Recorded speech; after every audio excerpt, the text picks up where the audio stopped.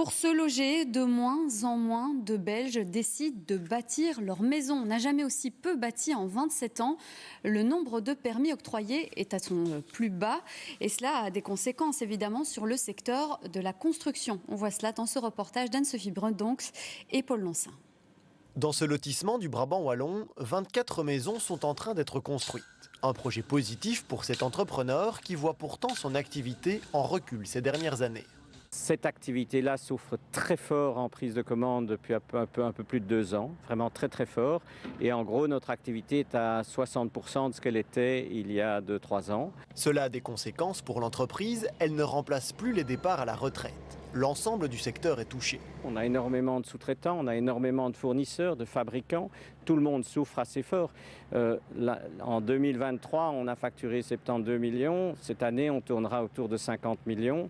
Il ne faut pas vous faire un dessin, tout le monde y perd.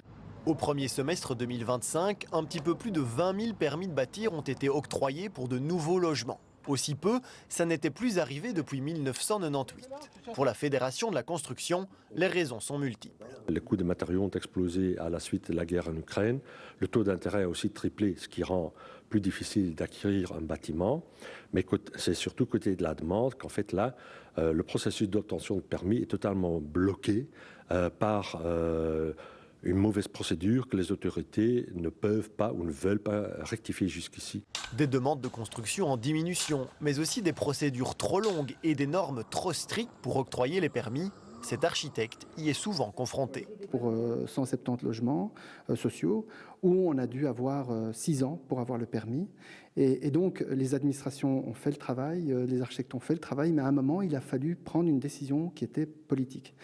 Et donc, cette décision et ce courage politique, à un moment ou à un autre, il doit arriver.